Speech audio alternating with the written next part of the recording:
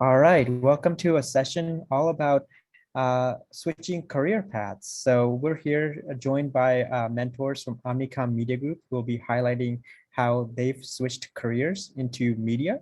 We're hoping that we can capture folks that are looking to switch careers, have gone through an MBA program and looking to switch careers, or just in general, thinking about another career path.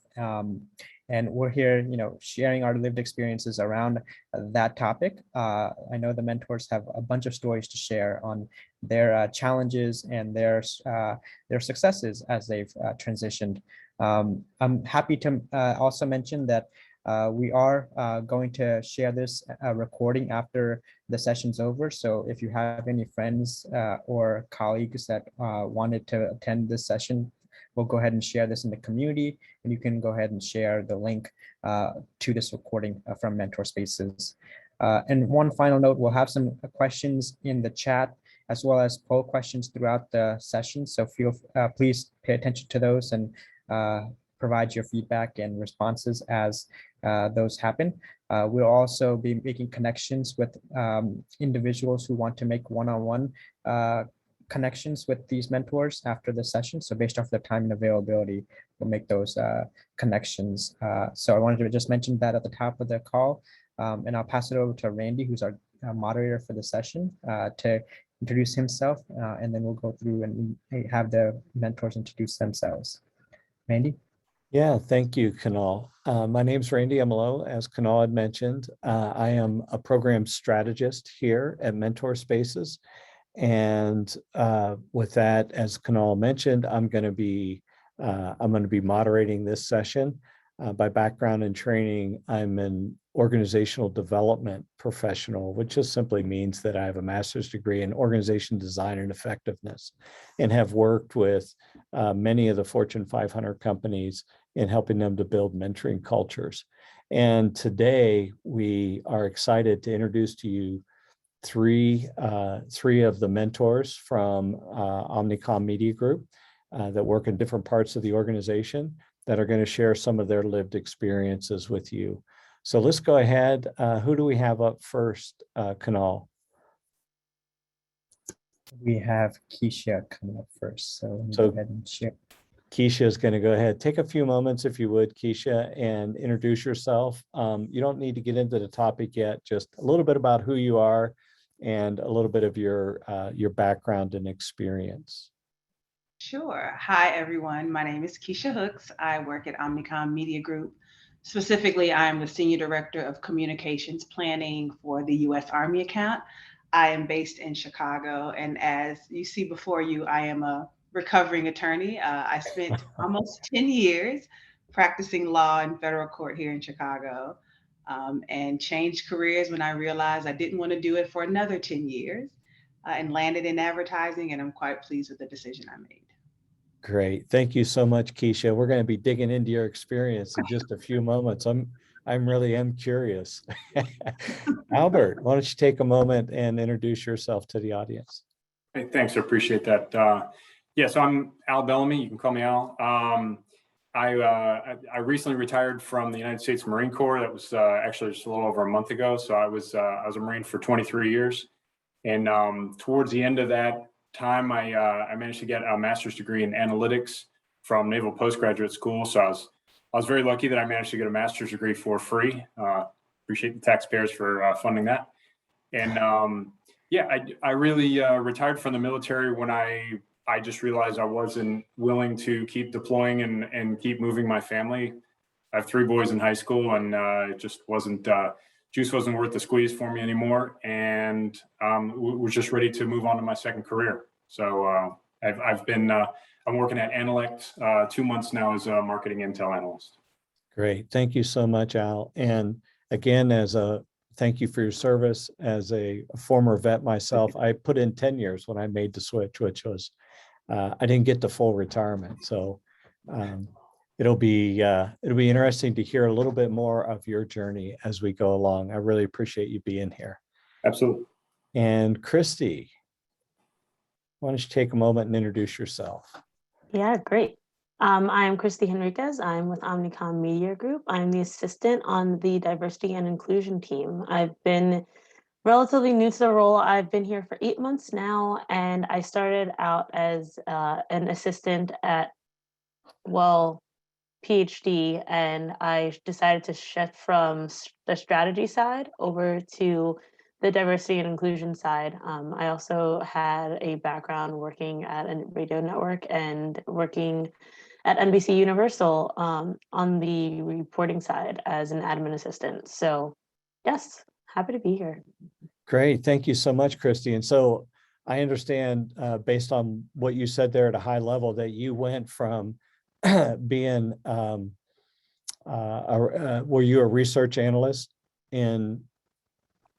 I was not. I would help the research department, and it was a team of 4 working across, NBC, MSNBC, and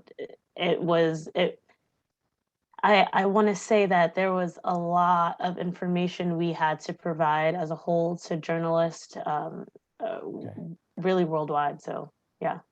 And then you moved into more of an administrative support role within the organization, focusing on diversity, equity, and inclusion, which, again, thank you for that. We'll get into what led up to that career pivot in just a moment. So those are our 3 mentor panelists. We're going to start off with kind of a general question that all 3 of you can answer, and we can go right back to kind of keep it in the same order. That way we can keep it in our mind, but also feel free to chime in or contribute an additional thought or comment as we go along. We want to make this as conversational as possible. And why don't we start off with Keisha? Why don't you share a little bit about, why did you decide to make a career change? I mean, being a lawyer is so awesome. Right. As the person who's never practiced. So. Exactly. Yeah, on the outside, it does look like it's an awesome job. And to some degree it was. But as I grew older, I realized that I didn't enjoy fighting as much as I had to do. I was in court, regularly. I also realized that the work that I was doing wasn't personally fulfilling. I spent much of my time working to advance the causes of large multinational banks at the expense of people. And when I realized that, I think it was because I started volunteering more and interacting with people, especially children, I began to realize that the work I was doing in my 9-to-5 was impacting people that looked like me, who grew up like me, who lived in neighborhoods like I lived. And that began to wear on me. So in order to perform work that was more like the individual I was, at that point, I needed to quit practicing and work in a space that's a little more creative, that's a lot less litigious, and that helps people, or at least doesn't harm people in the way that I was doing in my former life. So that was a catalyst for the move. Good. I really appreciate that. So you're basically, what I hear you sharing with us is that the job just didn't fit anymore. It didn't fit the person that you kind of wanted to continue to aspire to be. And in that profession, you realize you're going to have to, make pretty serious career changes. So it'll be interesting in a few moments as we ask some more questions to find out, how did you prepare yourself to make that change? It sounds like a wildly different kind of career option. And I think it makes an interesting case to understand and to hear a first-person perspective around that. So really appreciate you sharing. And let's go over to Al. Al, well, you already kind of indicated that some of the reason that you wanted to make a change was, life stage development. So your children growing up and wanting to spend more time with them. Were there some other reasons that kind of sat there and pushed the change to the surface? First of all, it's important for everyone to understand you could have continued to stay longer, couldn't you? Oh yeah, absolutely. I could have stayed till 30 at a minimum. So that would have been 7 more years. But I really is like something that will translate to people I presume aren't coming out of a military career. what I really enjoyed was leading small groups and training young Marines. And so, really enjoyed being, I was enlisted at one point and then crossed over to become an officer. So I really enjoyed leading, groups of 15, 20, 50 Marines. Even as a captain, I was leading 150 Marines. And that was at a point where I could still connect with them on an individual basis and teach them things. I was working through a very small staff to lead that unit. When I retired, I was at a battalion level. So now you're talking about 1,000 people. I can't have one-on-one interactions with them. At that point, you're leading through, basically a C-suite of officers and senior leaders. And I just didn't enjoy it. It wasn't any of the things that I had loved about, one-on-one leadership, about teaching Marines on a personal basis. And so, I'm really enjoying being part of a small team now. I mean, really our marketing intel team is it's about 6 or 8 people, depending on, what project we're working on. And it's really a lot of fun. Great. Thank you so much for that. Don't think we need to elaborate a whole lot more on that outside of it is a huge transition to go from the kind of organization that you were in and having the power and authority and responsibility that you had to now being in a different environment. So that'll be interesting to hear a little more about that, but really appreciate you sharing that basically the thrill was gone. And really this often happens to us as we go along in our career. We find out that the thing that worked well for us for a period of time now no longer serves the purpose. And in order to feel actualized as a worker amongst workers, sometimes we have to make that decision to jump career tracks. And I think that Al is sharing a great example of when you know that it's time to do that. And I think a lot like Keisha, I think, just like the law, military leadership is not something you can do for a paycheck. And at the point where you're doing it to maximize your pension or to increase your pay, it's probably time to find something else to do with your life. Excellent point. Thank you so much. Let's go over to Christie. Yeah, I mean, I had a different, we're all here, we all have different paths that we all went down. I would say that what made me decide to want to do a career change was the fact that, unfortunately, after the death of George Floyd, I felt kind of lost. I felt as if I needed to say more things, do more things, speak up more, and be more involved in my community and other communities of color as an ally. And I wanted to, be a better member within my community and a better ally. And I decided to educate myself on how to do that. I decided to read up on the difference between biased and unbiased opinions, and read up on the definition of code switching, and read up on the model minority and things like that, that kind of opened up this new world to me, that this is what I'm interested in. This is what I want to learn more about, and how can I do that? And it's just that at the time, being an assistant strategist and assistant planner, it wasn't fulfilling for me either. So I wanted to branch out and get more involved within Omnicom Media Group. And in doing so, I became involved in the Black Leadership Network, which is the BRG that we have here at OMG, and getting more involved and hearing more conversations and stories, and knowing that I'm not the only one that feels this way and wants to be educated, and how I could be more involved in the other BRGs as a whole. I got connected with the diversity and inclusion team, and at the time it was just my existing director who I was chatting with, and we stayed in touch. And I just would check LinkedIn like crazy to see if there was ever any positions open to be in diversity and inclusion, because I caught myself thinking, while I was working on the strategy side, I caught myself thinking on how I can get more involved within the organization as a whole, and how I can make changes and differences, just also as a person, and how I could do better and be better. Great. Thank you so much, Christie. Now, you stayed within the same organization, and so your career pivot was basically business focus, role, and responsibility, correct? Yeah, well, my career pivot as a whole, it's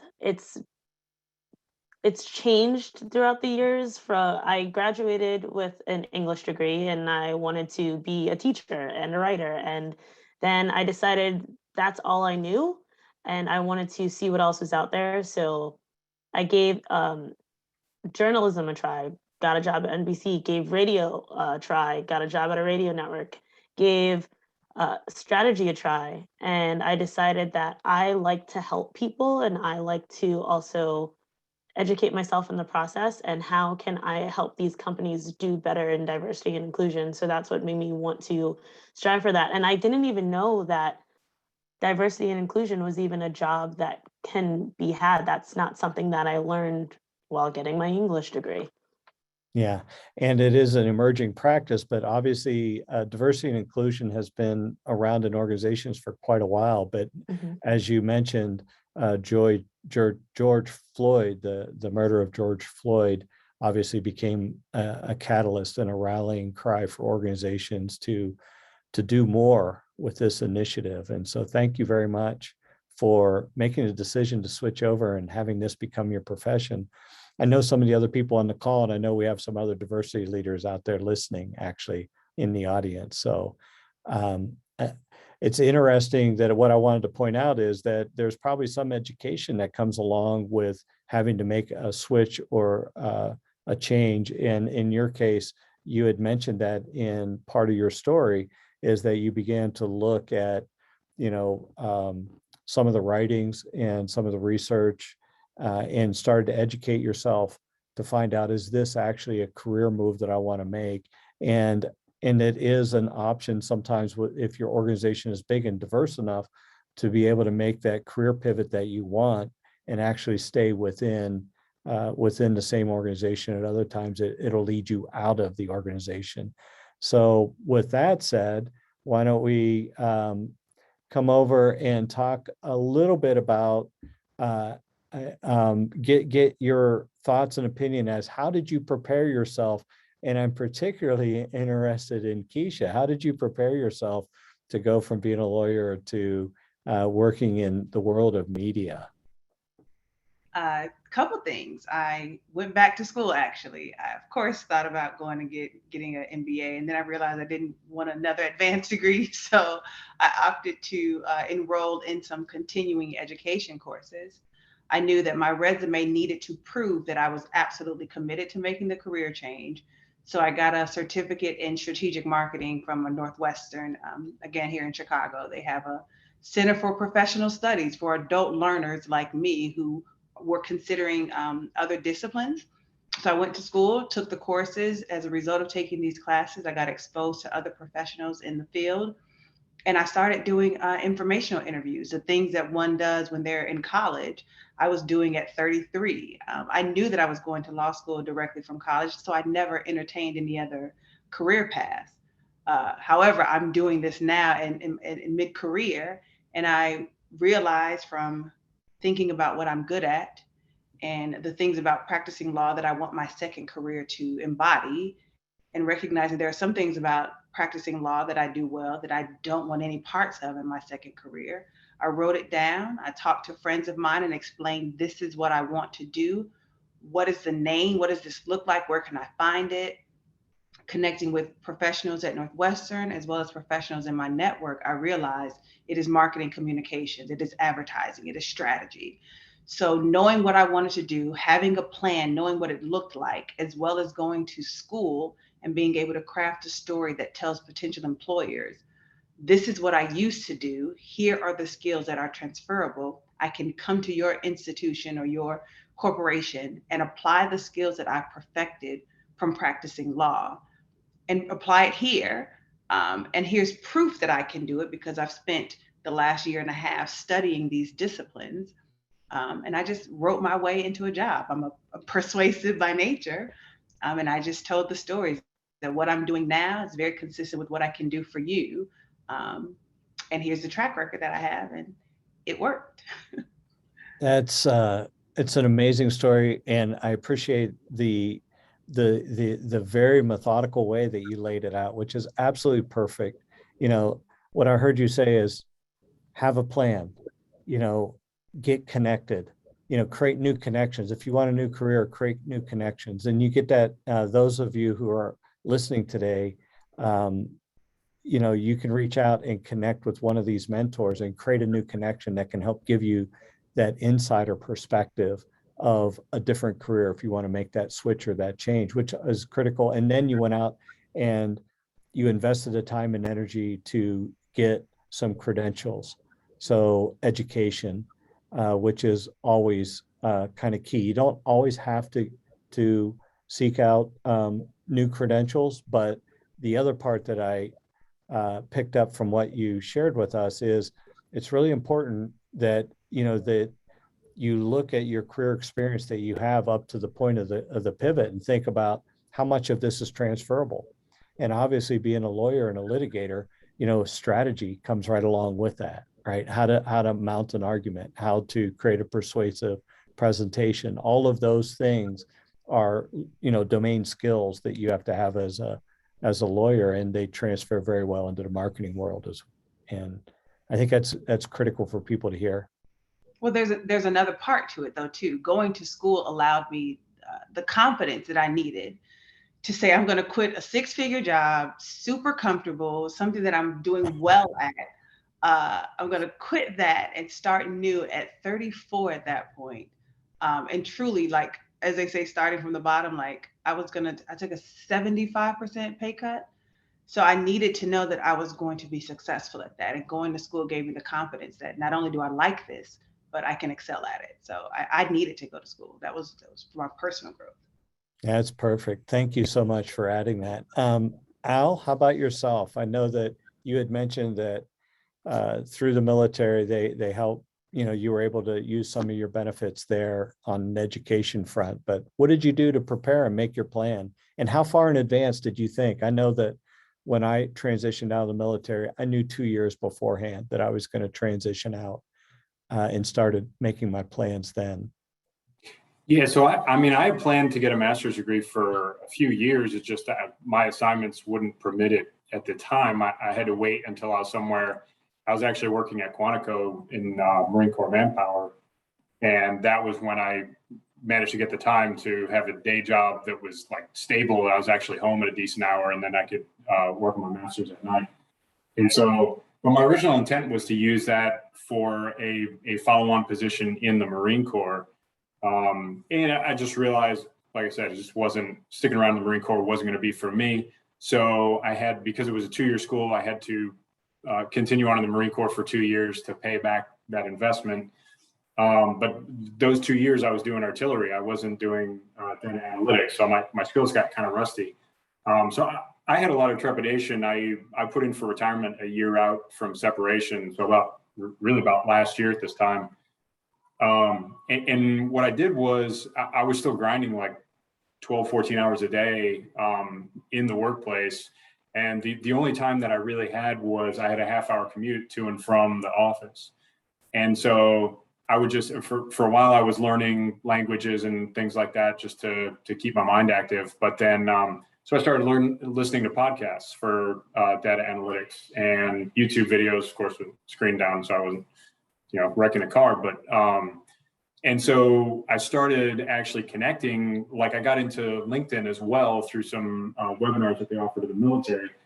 And so I started realizing, well, these podcasters aren't like movie stars. I can just reach out and talk to them. So I started connecting with them on LinkedIn and talking to them. And meanwhile, my LinkedIn connections were kind of going up and up. And then I actually got offered a job to work with one of the podcasters that I've been listening to. And so for about 6 months, I worked on his data analytics podcast. And because of that, I got to rub elbows with a lot of thought leaders and kind of, you know, if there are data analytics celebrities, then that's who I was talking to. But so that really opened up a ton of doors for me. And I actually have a a side job that I'm wrapping up right now. That door was opened up to me by another podcaster and data scientist. Is a thought leader in the space. And so that was something I just sort of stumbled into. Like, there was never any grand strategy that, oh yeah, I'm gonna work on a podcast for months and months and meet all these people, and then that will lead to lucrative job offers. It just sort of happened that way. And actually, another podcast that I worked with briefly opened the door, introduced me to Andrea Freeman, who hired me at Annalect. So yeah, it's funny how things work out. Well, yeah. Some might call that luck. Other would call that when preparation meets opportunity, right? Yeah. I just never said no to anything is basically what it was. Or having bad boundaries that can also exactly career. But what I like about what you said, and it's so true, is volunteer effort.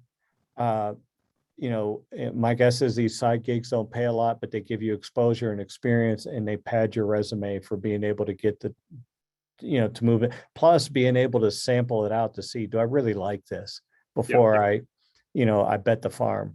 And so there's a lot about your story, Al, that I think is good wisdom for the audience.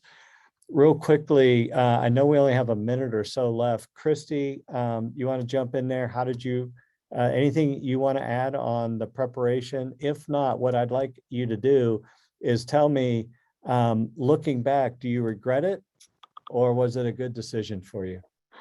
No regrets on my end. I will say that as a whole, and Keisha, you mentioned it earlier, not entertaining other careers right out of college. I thought the same exact thing. I said to myself, I'm going to go right away so I can, I wanted to be a professor. So I was like, I'm just going to go just back to back with school. And I realized that, wait a second, I can entertain other careers because, like I said before, this is all I know. And so with that, I decided to explore. And I would get a lot of comments on, you're young, you could change your career, you could change your career. To me, I feel like ageism definitely exists in the workplace, and that's very unfortunate.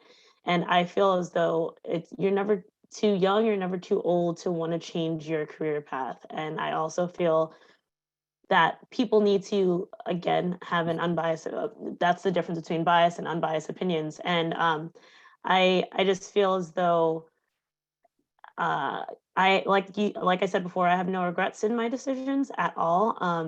And in order to prep for getting the role that I have today, I did network, and I just kept networking, and I kind of joined the unofficial committee on the BLN to get more involved in diversity efforts within the organization. So I think that helped me, which I was able to carry over when being interviewed during the when the role was first open. No, that's great. And Kunal reminded me, this is a 45-minute session. I'm used to moderating 30-minute sessions. So we actually relax, everyone. We have a few more minutes. But this time is going to evaporate like dew on a hot rock, because you guys are sharing such really good personal stories and wisdom.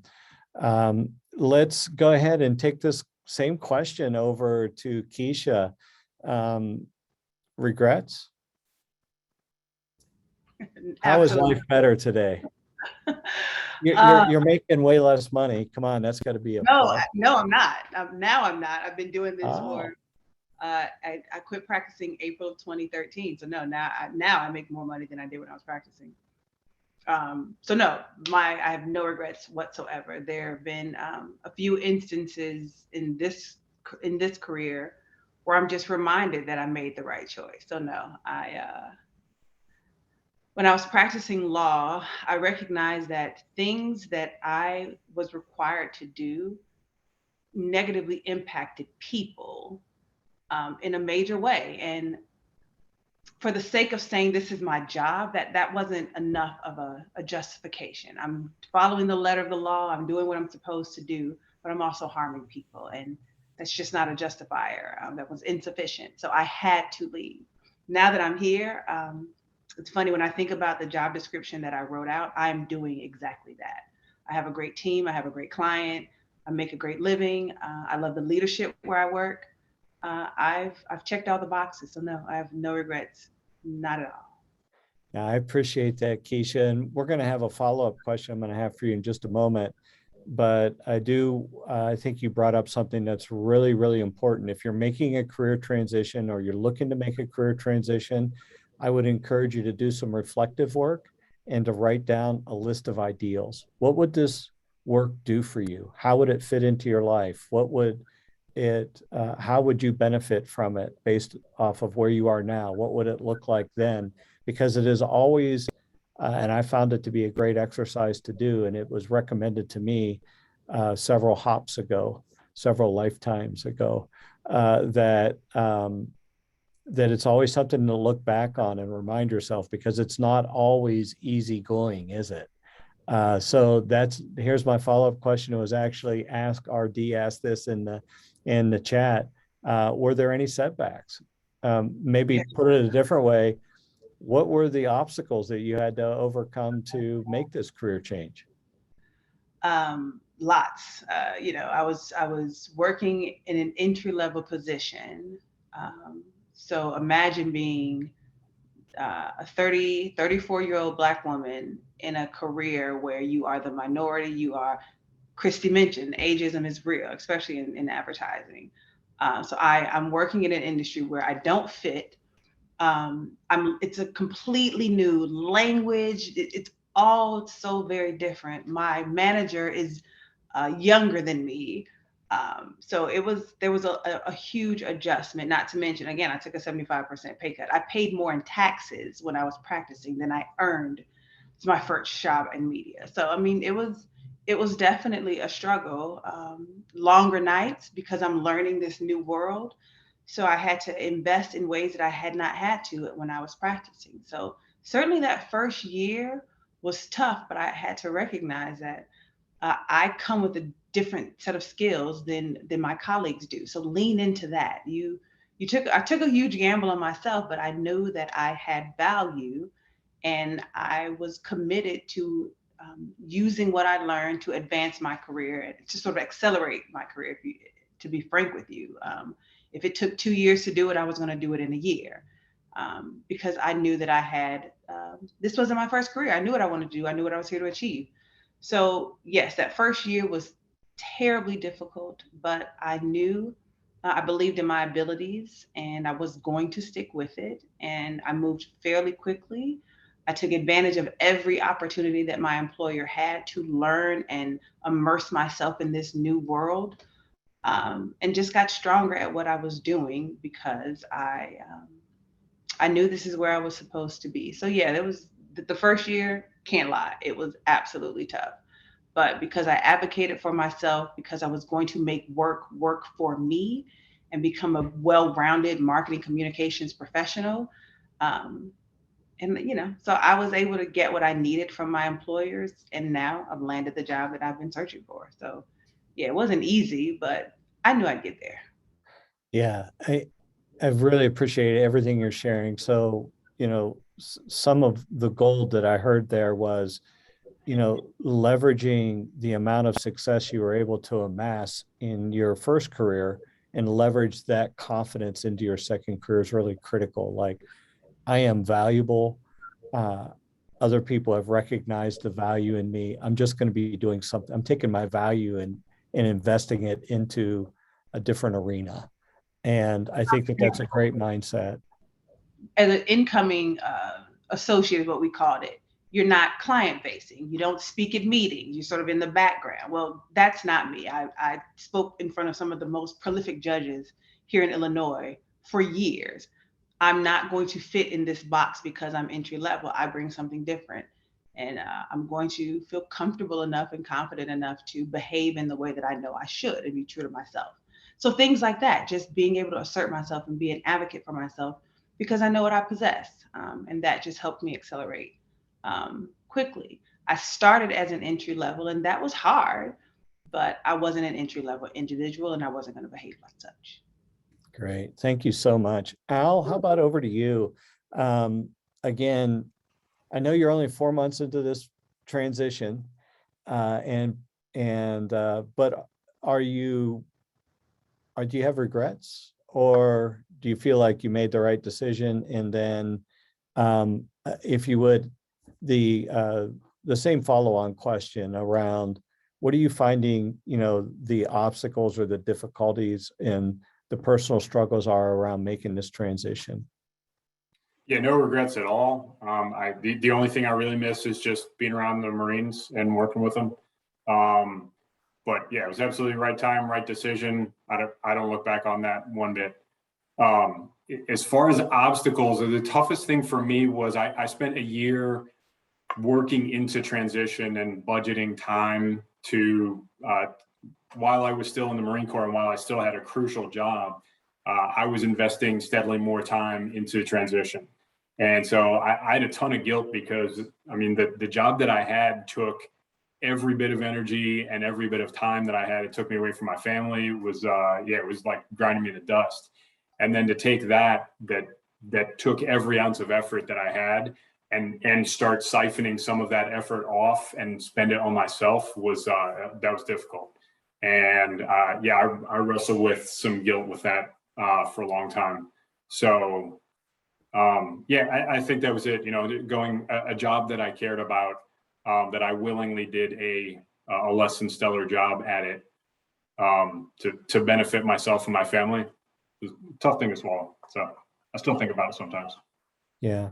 And thanks for sharing that. There are always those kind of trade-offs. I know that it was 5 or 6 years after I was out of the military. I still woke up every morning thinking I was in the military.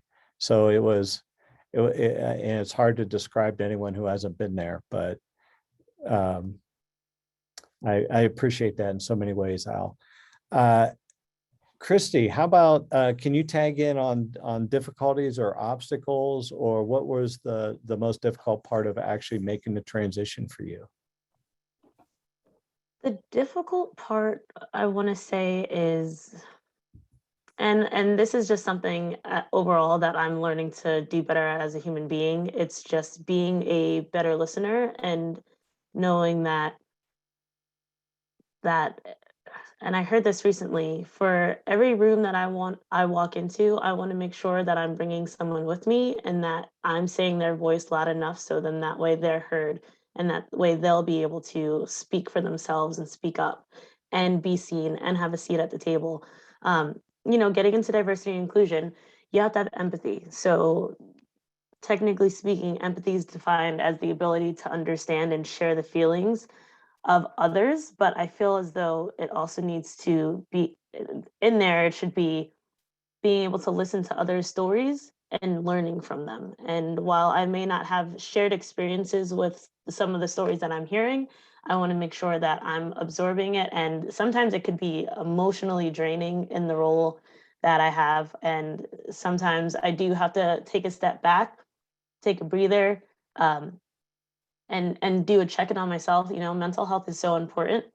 And I as a whole, in terms of just being able to transition from strategy into D&I and share thoughts, share opinions, and sometimes I see things and I point things out on, like, for instance, I'm able to see things from like a strategy side and a D&I side where I point things out, such as a new ad on TV and it's just like, oh, this company hasn't done this before. Now they're doing it. And then I read an article about why companies are doing this. After the death of, after the murder of George Floyd, the advertising increased, I want to say, in diversity ads by 90% from 2017 to July of 2020. So to me, it's just like, you have to see the true intention behind things. And I'm starting to realize that more. And that's something that I had to go and when transitioning to this role, see the true intention behind things. Are companies doing this because people are finally being heard, or are companies doing this so they can look good for their audience? So just understanding intention and listening better and, being a better ally as a whole, that's just something that I'm learning as a overall human being. Great. Thank you for sharing all that. We are coming to the end of our time. I'm going to ask each one of you the final question, which is, what advice would you have given your younger self about making a career decision that would change your path? Do you have any advice you would give to your younger self if you were facing another career pivot? What would you keep in mind? Why don't we go ahead and just start with the same order? Keisha? I think it's just important to be honest with yourself. You're going to take a gamble, but just evaluate the options, be clear about who you are and what you want to achieve, and don't be afraid, be fearless. Cut out all the noise, be confident in yourself, but also honestly assess the situation and make a decision and stick to it. Great. Thank you so much, Al. Of course. I couldn't find my unmute button there for a second. I mean, I think there's so many, but I think if I got to pick one, it's just pick something to be good at. And, you know, as long as it's not some like horribly dying industry, like you don't want to be the last manager of Blockbuster stores, but, you know, if you can pick something that's going to be a skill that's required going forward, that you love doing, that you think you could do, you know, for a job for a while. I think people worry too much about this job is rising, this job is falling. All you need is one job. And if you commit to something that you love doing and, you know, and you want to keep doing it going forward, it just makes your life so much easier. So yeah, I suppose that's it. Great. Thanks, Al. Christie, you want to lead us out? Yeah, advice I would give to my younger self is, you know, it's okay to change your mind, and you do not live in this world to be better for others. You live in this world to be better for yourself and be the best that you can be. And that's what I would say to myself. I would give myself a big hug and say that, because times were hard when I was younger, and it was dark at one point. So I'm glad that I am where I am today. Well, thank you all so much. This has been a wonderful experience and an opportunity for me, and hopefully for all of our listeners. Thank you so much for your contribution back to the community. And Kunal, do you want to take us out? Yeah, absolutely. Thank you all for sharing your experiences around switching careers and how you've moved into something that you're more passionate about, that allows you to be more successful and happy with your overall professional life. So really great stories here. I know a lot of the audience had through the conversations in chat are resonating with what was shared. So please go ahead and share your feedback on this session before you leave here, and let us know if you want to connect with one of these individuals for a one-on-one conversation. These are new mentors from Omnicom, so we'll go ahead and have them get their profile set up on the platform. And if they're interested in having a one-on-one conversation, they'll be able to set their availability. So please, let us know if you're interested, and we'll make those connections. With that, I'll go ahead and close this out. Thank you all for joining today, and hope everyone has a great evening. Yeah. Thank you. Bye-bye. You guys.